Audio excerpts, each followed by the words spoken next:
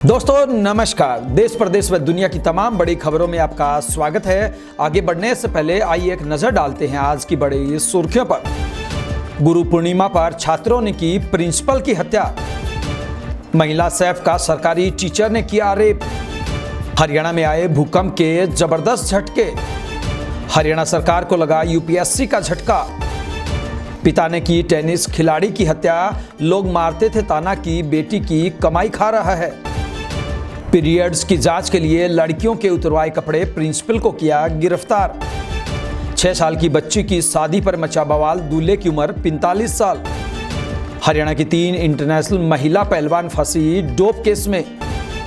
हरियाणा में दिल्ली सरकार बनाएगी एलिवेटेड रोड। दिग्विजय चौटाला ने किरण चौधरी को दिया चैलेंज। सीटी की परीक्षा के लिए एचएसएससी ने युवाओं से मांगे शिकायत व सुझाव। पानीपत में इकलौते बेटे ने मां से किया गलत काम। दलित समुदाय ने डीसी को दी शिकायत। तीसरे दिन भी नहीं उठाया सौ। हरियाणा में 60% घर टूट रहे हैं लिव इन रिलेशनशिप से। हरियाणा में राशन में सिर्फ 1 लीटर मिलेगा सस्ता तेल। हवाई जहाज में इमरजेंसी गेट की 11A सीट की हुई जबरदस्त डिमांड। मैं हूं आपका अपना दोस्त अजय लोहान नारनौंदिया और अब खबरें विस्तार से। हरियाणा के हिसार जिले के नारनौंद के बास गांव में गुरु पूर्णिमा पर्व पर स्कूल प्रिंसिपल की हत्या कर दी गई। स्कूल के ही 2 छात्रों ने उन पर चाकुओं से ताबड़तोड़ वार कर दिए। इसमें प्रिंसिपल गंभीर रूप से घायल हो गए। इसके बाद दोनों छात्र वहां से फरार हो गए। जिस वक्त यह वारदात की गई उस वक्त स्कूल में पेपर चल रहा था। भरे स्कूल में हुई इस वारदात से अफरा तफरी का माहौल हो गया। घायल प्रिंसिपल को तुरंत निजी अस्पताल में भर्ती करवाया गया, जहाँ डॉक्टरों ने उन्हें मृत घोषित कर दिया। उधर सूचना पर पहुंची पुलिस ने मामले की जानकारी ली। यह वारदात स्कूल में लगे सीसीटीवी कैमरे में भी कैद हो गई है, जिसमें दोनों आरोपी छात्र भागते हुए नजर आ रहे। वहीं इस वारदात से जुड़ा वीडियो भी सामने आया है, जिसमें 2 युवक दिखाई दे रहे। दोनों कह रहे हैं कि जगबीर पन्नू का काम तमाम कर दिया है, अब बालक की बारी है। 10 लाख का इंतजाम करने की बात कर रहे हैं। इस पर एसपी का कहना है कि हो सकता है कि ये बच्चे किसी गैंगस्टर ग्रुप से प्रेरित हो गए हों। पुलिस इस मामले की गहनता से जांच कर रही है। हम आपको बता दें कि ये घटना सिर्फ इस वजह से हुई कि प्रिंसिपल ने इन बच्चों को बाल ठीक रखने और अनुशासन में रहने के लिए बोला था। हरियाणा में पानीपत की रहने वाली एक महिला सैफ यानी कि खाना बनाने वाली से रेप का मामला सामने आया। महिला ने पुलिस को शिकायत दी कि कुरुक्षेत्र के एक सरकारी टीचर ने उसके साथ कई बार गलत काम किया। पहले उसने अपने रेस्टोरेंट में, फिर कार में, इसके बाद मलेशिया ले जाकर उसके साथ गलत काम किया। पीड़िता का आरोप है कि टीचर ने नहाते हुए उसकी वीडियो बना ली थी, जिन्हें वायरल करने की धमकी देकर वह गलत काम करता रहा। इतना ही नहीं, जब महिला की शादी हो गई इसके बाद भी आरोपी ने उसके साथ गलत काम किया। वही आरोपी का कहना है कि महिला झूठ बोल रही है। उसने शादी के फर्जी डॉक्यूमेंट बनवा रखे हैं, उनके आधार पर मेरी प्रॉपर्टी में हिस्सा मांग रही। बहरहाल पुलिस मामले की गहनता से जांच कर रही है। हरियाणा में भूकंप के तेज झटके महसूस किए गए। सुबह करीब 9:05 पर यह झटके लगे। करीब 10 सेकंड तक झटके लगते रहे। भूकंप का केंद्र हरियाणा का झज्जर रहा, जहां 10 किलोमीटर गहराई में हलचल हुई। राष्ट्रीय भूकंप विज्ञान केंद्र के मुताबिक रिएक्टर स्केल पर इसकी तीव्रता 4.4 रही। इसका असर गुरुग्राम, रोहतक, पानीपत, झज्जर, हिसार, रेवाड़ी में भी महसूस हुआ। हरियाणा के अलावा दिल्ली, एनसीआर, पश्चिमी उत्तर प्रदेश और राजस्थान में भूकंप के तेज झटके महसूस किए गए। हालांकि इसकी वजह से किसी तरह के नुकसान की खबर नहीं है। ड्यूटी से लगातार गैर हाजिर चल रही हरियाणा की आईएएस रानी नागर को जबरन रिटायर करने के प्रस्ताव को यूपीएससी ने नहीं माना है। यूपीएससी ने इस फैसले पर असहमति जताते हुए रानी नागर का 2 साल तक ग्रेड कम करने को कहा है।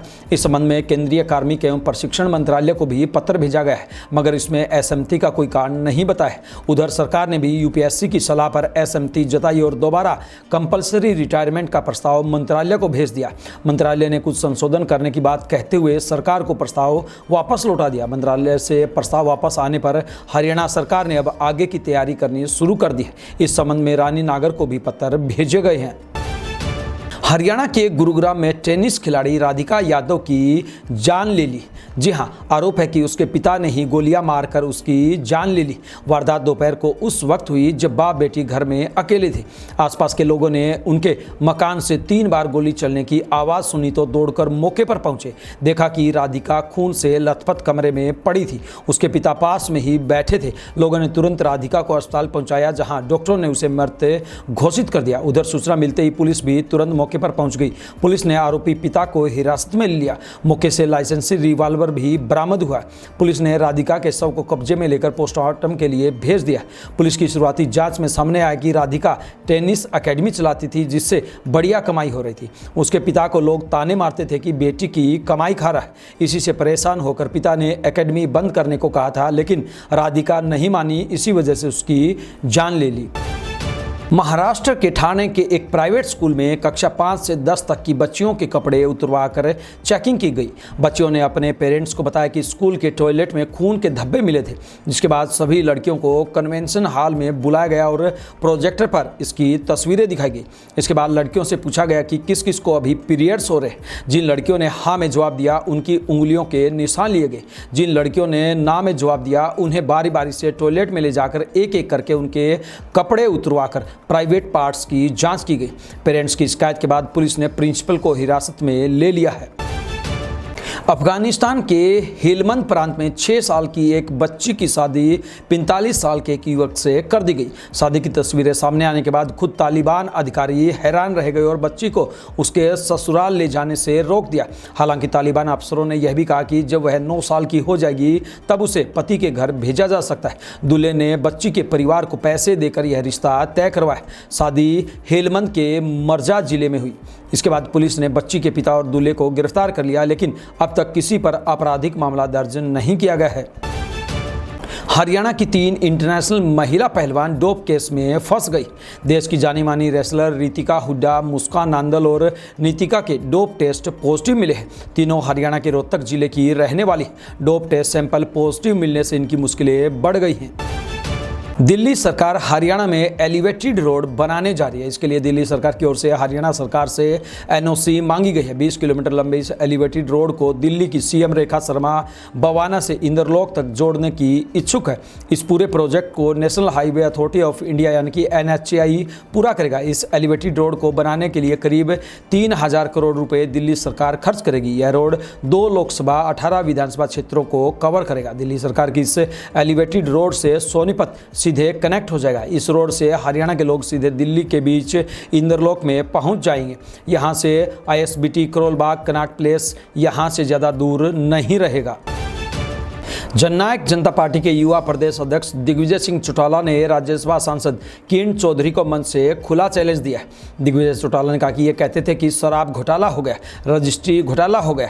दिग्विजय चौटाला ने कहा कि किरण चौधरी जी, तेरी सरकार है, बीजेपी की सरकार है। अगर दुष्यंत ने कोई घोटाला किया था तो उसकी जांच क्यों नहीं बैठाते? उसकी जांच करनी चाहिए। लोगों के सामने दूध का दूध और पानी का पानी होना चाहिए। दिग्विजय चौटाला ने अभय चौटाला पर भी निशाना साधा। उन्होंने कहा कि पहले मेरा चाचा अभय सिंह सारा दिन विधानसभा के अंदर दुष्यंत ने यह कर दिया, दुष्यंत ने वह कर दिया बोलता रहता था। जिस दिन से जेजेपी हारी है तब से एक दिन भी दुष्यंत के खिलाफ नहीं बोले। इनका मकसद था इस नौजवान को एक बार मार लो, बाद की बाद में देखेंगे। यह इस बार जीता तो तुम्हारे काबू नहीं आएगा, इतने काम करवा देगा।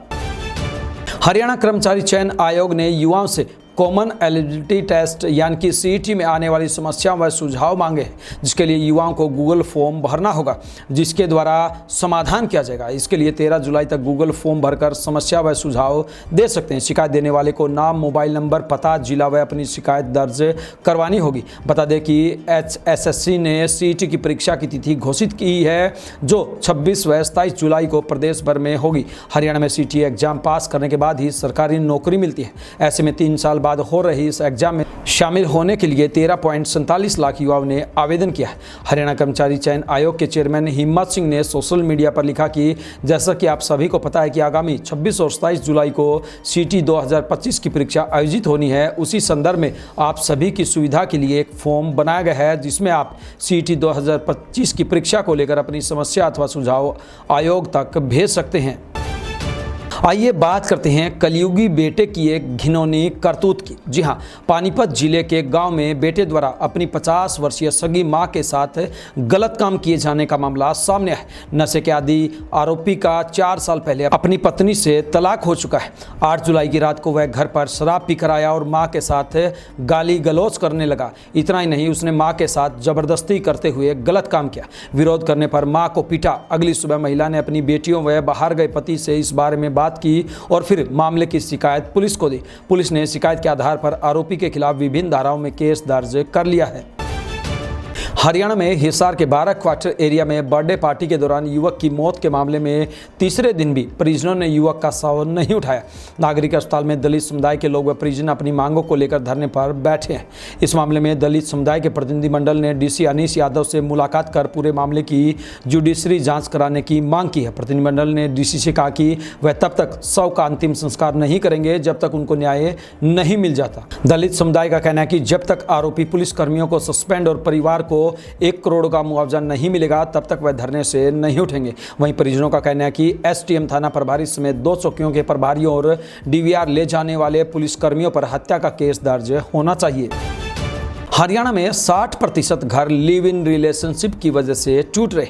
यह खुलासा हरियाणा राज्य महिला आयोग की चेयरपर्सन रेणु भाटिया ने किया है। उन्होंने कहा कि युवाओं को विवाह के मूल्यों को समझना होगा। इसके लिए आयोग युवाओं को निःशुल्क परामर्श भी देगा। अब हर जिले में युवाओं के लिए परामर्श केंद्र खोले जाएंगे। उन्होंने कहा कि लिव इन एक गंभीर सामाजिक मुद्दा है। हम चाहते हैं कि परिवार ऐसी प्रथाओं को हतोत्साहित करे, खासकर सोशल मीडिया के जरिए बनने वाली प्रथाओं को, जो अक्सर दिल टूटने और अलगाव का कारण बनती है। माता पिता को बच्चों को नैतिक मूल्यों की जानकारी देनी चाहिए ताकि शादी के बाद उनका भविष्य उज्जवल हो। हरियाणा में राशन डिपो से सस्ता खाद्य तेल सिर्फ 1 लीटर ही मिलेगा। सरकार ने अपने 1 हफ्ते पहले जारी फैसले में यह बदलाव किया। हालांकि 2 लीटर तेल लेने के लिए 100 रुपये ही देने होंगे। बीपीएल परिवारों को 40 रुपये में मिलने वाले 2 लीटर सरसों के तेल का दाम 100 रुपये कर दिया गया था। सरसों के तेल के दाम में तकरीबन 150% की वृद्धि हुई थी। यह बढ़ोतरी जुलाई यानी इसी महीने से लागू कर दी गई है। प्रदेश में जून माह में 46 लाख कार्ड धारक यानी कि 1.86 करोड़ परिवार ने राशन लिया था। बीते 12 जून को अहमदाबाद में एयर इंडिया का प्लेन क्रैश हो गया था, जिसमें 260 लोगों की जान चली गई थी। हादसे में रमेश विश्वास नाम के एक पैसेंजर की चमत्कारिक रूप से जान बच गई थी। विश्वास कुमार इस हवाई जहाज में सीट नंबर 11A पर बैठे थे। यह सीट इमरजेंसी एग्जिट के पास थी।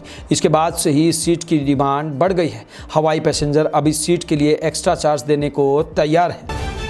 ये थी बिंदास हरियाणा पर बड़ी खबरें। अब दीजिए आपके अपने साथी अजय लोहान नारनौंदिया को इजाजत। नमस्कार।